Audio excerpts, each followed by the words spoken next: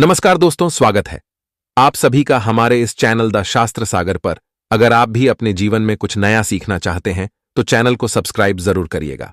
आज हम आपको बताएंगे कि कौन से ऐसे काम हैं जो सुहागिन महिलाओं को सावन के महीने में करने से बचना चाहिए। उससे पहले हम बात कर लेते हैं सावन का महीना कब से चालू होगा और इसकी समाप्ति कब है। दोस्तों, आपको बता दें, इस बार सावन का महीना 22 जुलाई 2024 सोमवार के दिन पड़ेगा। सावन की समाप्ति होगी 19 अगस्त सोमवार के दिन और सावन के आखिरी सोमवार के दिन ही यानी 19 अगस्त सोमवार के दिन ही रक्षाबंधन का त्योहार भी मनाया जाएगा। दोस्तों, अब जानते हैं सावन के इस पवित्र महीने में कितने सोमवार पड़ेंगे और आपको कितने व्रत रखने हैं। आइए जानते हैं। सावन मास का पहला दिन 22 जुलाई दिन सोमवार है। पहले ही दिन सावन में सोमवार पड़ने से 4 चांद लग गए हैं। सावन का दूसरा सोमवार व्रत 29 जुलाई दिन सोमवार है। तीसरा सोमवार व्रत 5 अगस्त सावन का पवित्र चौथा व्रत 12 अगस्त के दिन पड़ेगा और 19 अगस्त को 5वां सोमवार है। दोस्तों, ऐसे में कुल मिलाकर 5 सोमवार पड़ेंगे और अंत में 19 अगस्त यानी सोमवार के दिन सावन समाप्त हो जाएंगे। आज हम आपको बताएंगे कि कौन से ऐसे काम है जो सुहागिन महिलाओं को सावन के महीने में करने से बचना चाहिए। दोस्तों, सावन के महीने में दिन के समय नहीं सोना चाहिए। दोस्तों, सावन सोमवार के व्रत में सुहागिन महिलाओं को किसी भी प्रकार का तेल नहीं लगना चाहिए तथा जो भी सुहागिन महिलाएं व्रत रखती हैं या जो सुहागिन महिलाएं व्रत नहीं रखती हैं उनको भी मांसाहार का भोजन नहीं करना चाहिए तथा किसी व्यक्ति का अपमान तथा अनादर नहीं करना चाहिए। मित्रों, हम बात करते हैं कि मासिक धर्म के दौरान क्या महिलाएं सावन में पूजा कर सकती हैं या नहीं कर सकती हैं। दोस्तों, कई महिलाओं का यह प्रश्न आता है कि मैं मासिक धर्म के दौरान शिव मंदिर में जा सकती हूं या नहीं जा सकती। वैसे तो दोस्तों, पीरियड्स के दिनों में महिलाओं को मंदिर जाने की मनाही होती है। हिंदू मान्यता के अनुसार इस दौरान महिलाएं अशुद्ध होती हैं। वैसे यदि हम ज्योतिष की माने तो आमतौर पर पीरियड समाप्त होने के बाद 5वें दिन आप मंदिर में प्रवेश कर सकती हैं। शास्त्रों के अनुसार पीरियड समाप्त होने के बाद का 5वां दिन शुद्धिकरण के लिए सबसे अच्छा माना जाता है। इसलिए ही इसी दिन पूजा करने और मंदिर जाने की सलाह दी जाती है। अब बात करते हैं कि मासिक धर्म के दौरान सुहागिन महिलाएं बाल को धो सकती हैं या नहीं धो सकती। बहुत सारी महिलाओं के यही क्वेश्चन रहते हैं कि हम मासिक धर्म के दौरान बाल को धो सकती हैं कि नहीं धो सकती हैं। तो दोस्तों, ज्योतिष शास्त्र के मुताबिक अगर आपके पीरियड्स 3 दिन चलते हैं तो आपको चौथे दिन बाल धो लेने चाहिए, यानी मासिक धर्म खत्म होने के अगले दिन ही बाल धोना सही होता है। जो महिलाएं मासिक धर्म के दौरान बाल धोती हैं तो ऐसा करना गलत माना जाता है। दोस्तों, आगे वीडियो में हम बात करने वाले हैं कि सावन महीने में सुहागिन महिलाओं को यह काम जरूर करना चाहिए जिससे उनके परिवार में सुख समृद्धि बनी रहती है तथा पति की लंबी आयु में वृद्धि होती है। दोस्तों, आज हम आपको बताएंगे कि इस सावन के महीने में विशेष तौर से सुहागिन महिलाएं कुछ ऐसे कार्य करें इससे उनके घर परिवार के अंदर खुशियां देखने को मिले और उनकी गृहस्थी बहुत अच्छे से चले। सुहागिन महिलाओं को सावन के महीने विशेष के अंदर कुछ ऐसे कार्य जरूर करने चाहिए जिससे उनके जीवन में सफलता प्राप्त हो और उनकी घर गृहस्थी बहुत ही अच्छे तरीके से चले। तो दोस्तों, बात करते हैं ऐसे कौन से कार्य है इस सुहागिन की महिलाओं को विशेष तौर से सावन के महीने के अंदर करने चाहिए। दोस्तों, सबसे पहला कार्य है कि सुहागिन महिलाएं जब भी आप सोमवार का व्रत रखती हैं और सावन के सोमवार शिवजी को जल अर्पित करती हैं, सुहागिन महिलाएं बाल जरूर धोएं। दोस्तों, सुहागिन महिलाएं बिना बाल धोए सोमवार का व्रत नहीं रखें। सुहागिन महिलाएं अगर सावन महीने में सोमवार व्रत बाल धोकर व्रत रखते हैं तो उन्हें उनका फल या जो भी विश है वह भगवान भोलेनाथ पूरा कर देते हैं। और दोस्तों, कहा जाता है कि पूरे सावन के महीने के अंदर भोलेनाथ सुबह के समय इस धरती पर माता गौरी के साथ भ्रमण करने के लिए निकलते हैं। तो सावन के महीने में दोस्तों, सुहागिन महिलाओं को विशेष तौर से यह ध्यान रखना चाहिए कि सुबह जल्दी उठकर ब्रह्म मुहूर्त में उठकर स्नान कर लें और घर की साफ सफाई का विशेष तौर से ध्यान रखें। अगर आप अपने घर की साफ सफाई का ध्यान नहीं रखेंगे तो हो सकता है कि भोलेनाथ आपके घर के अंदर प्रवेश नहीं करें। या भोलेनाथ की जो आपने भक्ति की है उसका खुश होकर परिणाम आपको नहीं मिले। इसीलिए आपको सावन के पवित्र महीने के अंदर अपने घर की साफ सफाई का विशेष तौर से ध्यान रखना चाहिए।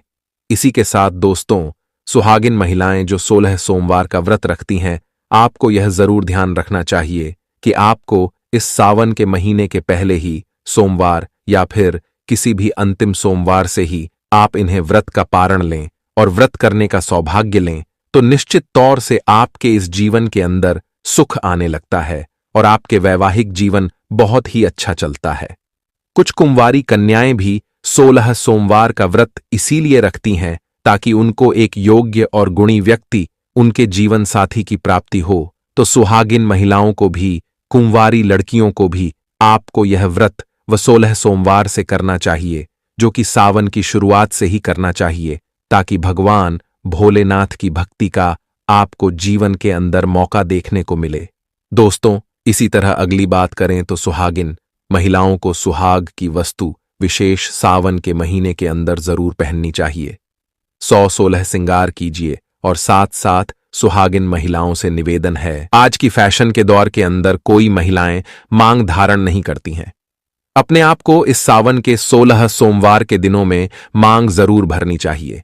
जो सुहागिन महिलाएं मंगला गौरी का व्रत रखती हैं, 16 सोमवार का व्रत रखती हैं, एकादशी का व्रत रखेंगी, सावन के महीने के अंदर पड़ने वाली, उनसे निवेदन है कि पूरी तरह से सुहागिन वस्तुओं का धारण करके उसके बाद आप व्रत करेंगे तो मंगला गौरी कि आपके जीवन भोलेनाथ तथा माता पार्वती कृपा देखने को मिलेगी और आप जैसा चाहेंगे वैसा आपका कार्य बन जाएगा।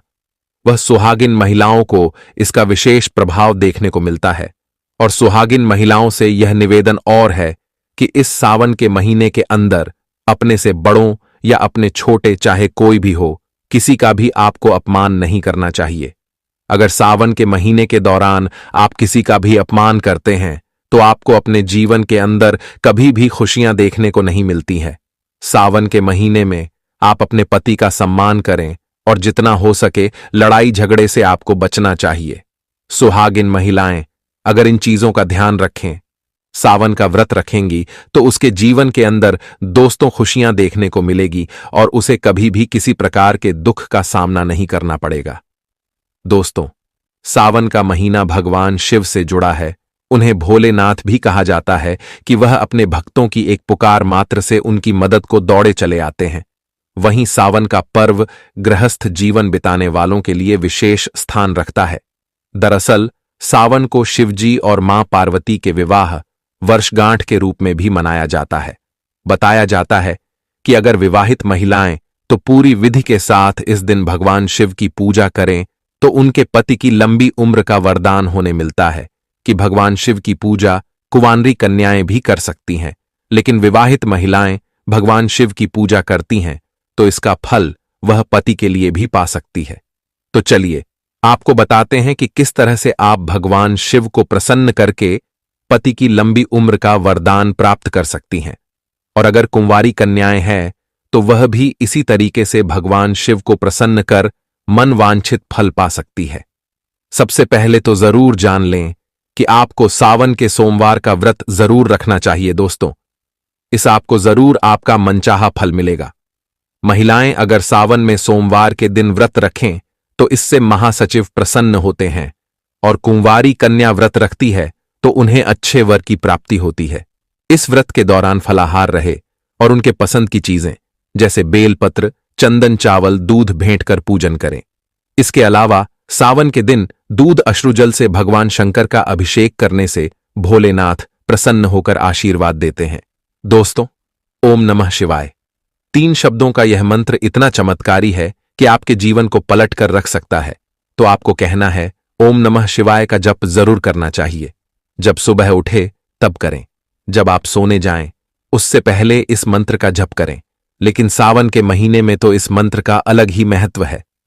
सावन में शिव जी की पूजा के समय ओम नमः शिवाय मंत्र का जप को जरूर करना चाहिए। इससे जीवन सुखमय बन सकता है। पति की लंबी आयु के लिए इस मंत्र का जाप 5 माला जप को पावन के सोमवार के दिन करना चाहिए। महादेव प्रसन्न होकर मनोकामनाएं जरूर पूरे करेंगे। दोस्तों, ऐसे में हम जानते हैं सावन के इस पवित्र महीने में कौन सी गलती नहीं करनी चाहिए जिससे कि शिव नाराज ना हो, और सावन व्रत में यह फल तो कभी मत खाना, नहीं तो भगवान भोले बाबा आपसे क्रोधित हो सकते हैं, आपका व्रत टूट सकता है। आइए जानते हैं कुछ ऐसी सावधानियां जिसे भूलकर भी नहीं करना चाहिए।